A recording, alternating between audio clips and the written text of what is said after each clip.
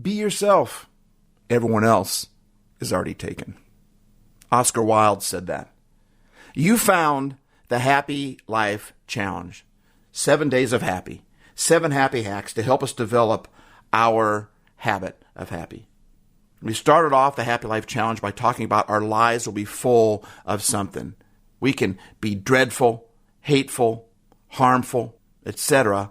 Or, like we've talked about in our last 3 challenges, we can be watchful, thankful, and wonderful. You can't have them at the same time.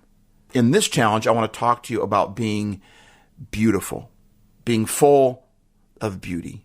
Or as Jim Carrey would say, B-E-A-beautiful. And I want to make sure that you see in the word beautiful, B-E-A-beautiful, I want you to see that letter U, and I want you to turn it into the word you. Instead of B-E-A-beautiful, I want you to see it in your mind as B-E-A-Y-O-U-tiful. Because you are the most beautiful when you are yourself. You already are beautiful. Unless you're trying to be like someone else. Tyra Banks would say it like this: never dull your shine for somebody else. Trust me, I know this is way easier said than done. I know it from experience. Just let me share with you how B-E-A-Y-O-U-tiful started with me. I've always been unique, different. My friends call me Tigger because Tiggers are always bouncing around. They're always knocking people over. Tigger never realizes that he's knocking people over, but he is. That's kind of what I do. I'm energetic. I bounce around. And a lot of times I can offend people. I can make people angry because I think out loud. Tiggers also are always talking about how they're the only one. I'm the only one. But even in the Tigger movie, Tigger himself, halfway through the movie, realizes that he is different, that there's nobody else like him. And he spends the movie trying to find somebody else that's like him. He realizes that he's the only one, but instead of being proud of that, he becomes very unhappy over that. And that's me. I always struggled to try to fit in. I grew up in a preacher's home, and so I was always told how I was supposed to act because I had to be different than all the other kids because I was the preacher's kid. When I walked into school, they knew I was a preacher's kid. They would change their jokes. They'd talk behind my... I'd see them talking behind my back as I walked into the room because I was a preacher's kid. I just struggled with fitting in. And then Camp Daniel happened. They say that Disneyland is the happiest place on earth. They're wrong. Camp Daniel is the happiest place on earth. Let me tell you about Camp Daniel for a second. Camp Daniel is a camp for people with disabilities. I speak for a living, and they wanted me to speak at Camp Daniel, but I put them off for a couple of years because it scared me. I'd never spoken to a group of people that had disabilities before. They had all sorts of disabilities, mental, physical, emotional, all sorts of disabilities. They put them all together. They didn't separate them into their own little camps. They were all there together. And that intimidated me a little bit, scared me a little bit. I was a little insecure about that until they told me that the average age of the camper was 30. Now, it goes for anywhere from 8 to in the 60s. I mean, they have campers of all ages there. The average age would be right around 30. But the average mental age, they told me, was 13. And I was like, those are my people. That's who I am. I'm like a 13-year-old mentally, and yet I'm so much older than that. So I spoke to them, and pretty soon it started off as a week, and then I kept bugging them. After a year or two, I said, can I do all the weeks? Let me speak all the weeks. The entire summer, I would speak there year after year after year. And one year, there was a guy in the front row. It was the first night of camp, and the first night is always the toughest because you got to get into the zone. It was always the hardest for me. Once I got in that zone, it was a piece of cake. But it took me a while to get there, the first night or so anyway. Well, this was the first night of camp of the whole summer, and this guy in the front row just started yelling at me. Every minute or so, he would yell at me. And I wanted to get him to stop because I'm the speaker, right? But for years, I have said one of the mantras of Camp Daniel is, your voice is important. So now I can't be hypocritical and tell him to be quiet because I'm speaking. His voice is important too. So then I'm kind of looking at his counselor, hoping that he would put his hand on his shoulder or something, or take him out or stop him. But when I looked at his counselor, which I knew pretty well, he was just grinning from ear to ear. He was loving all this, and he was loving how it was making me feel, because he was a friend of mine. And so every time I started getting momentum, I started figuring out where I was going, this guy would yell at me and just take me out. And what he was yelling at me was, be you. He would just sit there and yell at me, be you. Well, the night finally ended, and I went and hid in my cabin. People were looking for me. What's going on? I just told them I was feeling miserable. I feel like I blew it that night, and this guy yelling at me, it just really affected me. Well, as I told them the story, there was a lot of interns there that were in their teens and early 20s. And so then it became the joke for the rest of the entire summer. This was the first night of the summer, the first night of all their weeks of camp. Now those interns were with us all summer long, and we kept yelling. Every time they'd see me, they'd yell at me, be you, from across the campground. They'd see me, and they'd yell across the campground, be you. They were constantly yelling, be you. So it became the big joke that every time we saw each other, we would yell at each other, be you. It was a powerful summer of camp, and ended very powerful, unlike how it started. And I remember the last night of camp, we're all sitting around the campfire, and we're all going to fly out the next day.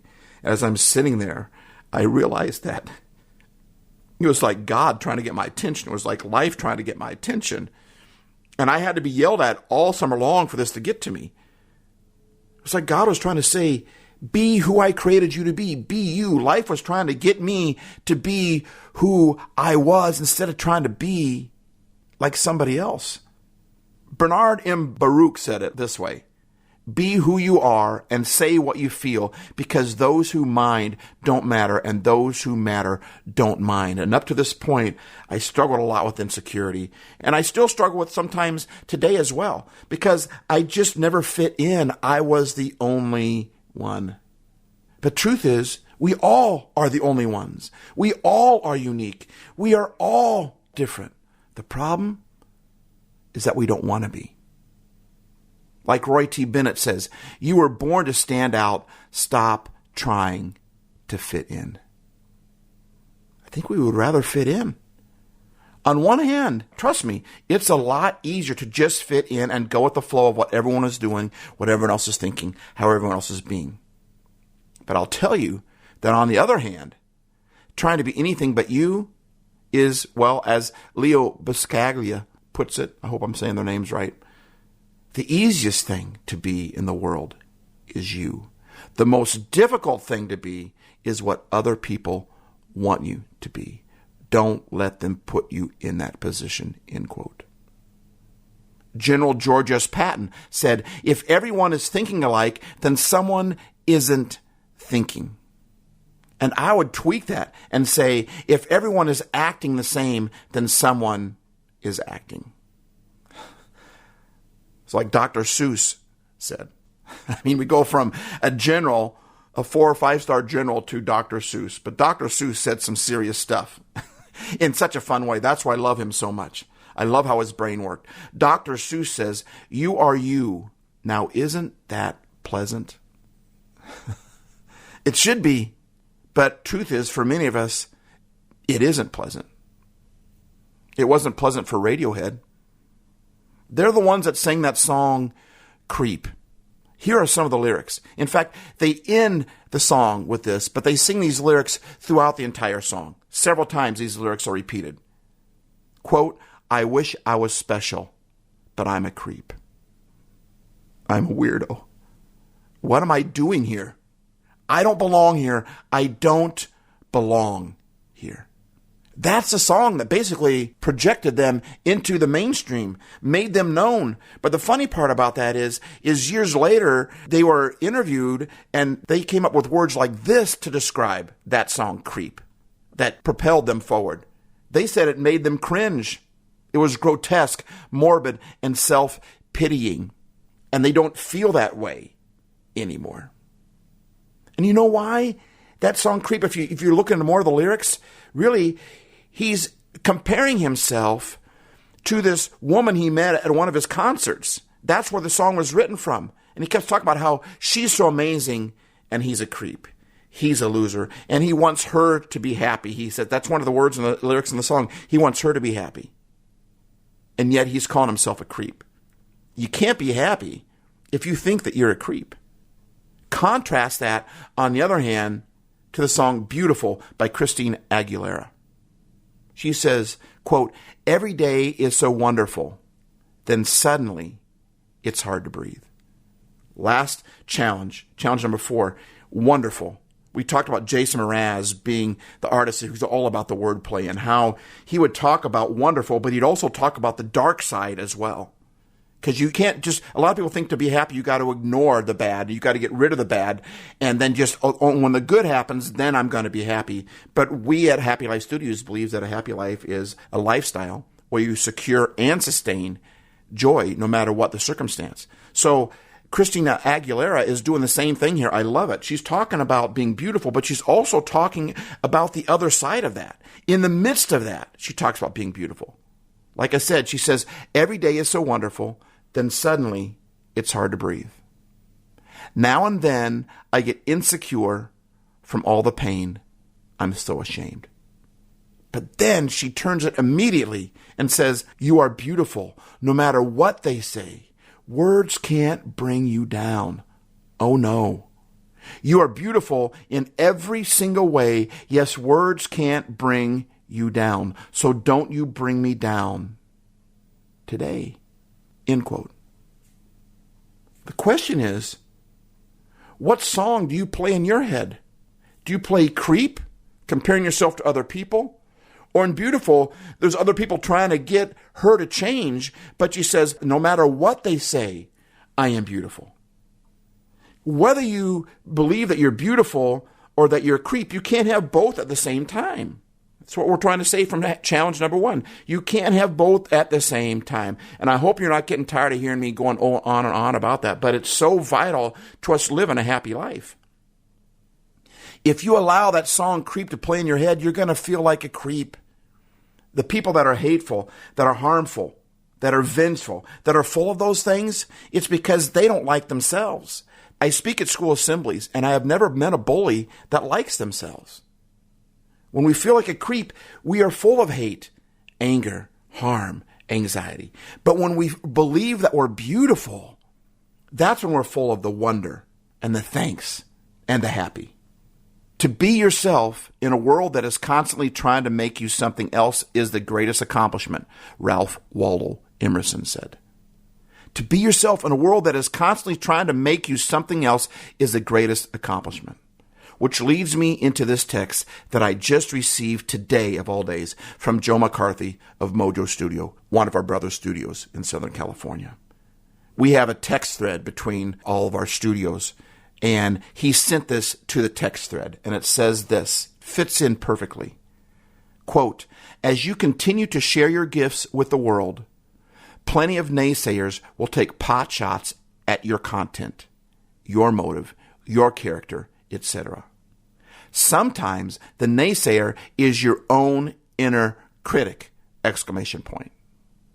Although it may sting and stink, don't bite on that bait. Take it as a sign that the crabs are just trying to pull you back down into their little bucket of sameness. Shrug it off, knowing their negativity has been activated by your positivity. Use that magnetic force to propel you onward, exclamation point. Let's spread our awesome sauce liberally, spicy ones, exclamation point, end of quote. I love that. I've seen the fishing shows where they're out there catching Alaskan crab, and they put some stinky dead fish in that box, in that trap to get the crabs to go in there, because crabs do like things that stink. Crabs love that stinky perspective, and they're not going to be happy until they pull us all down with them into that trap. That's sideways thinking.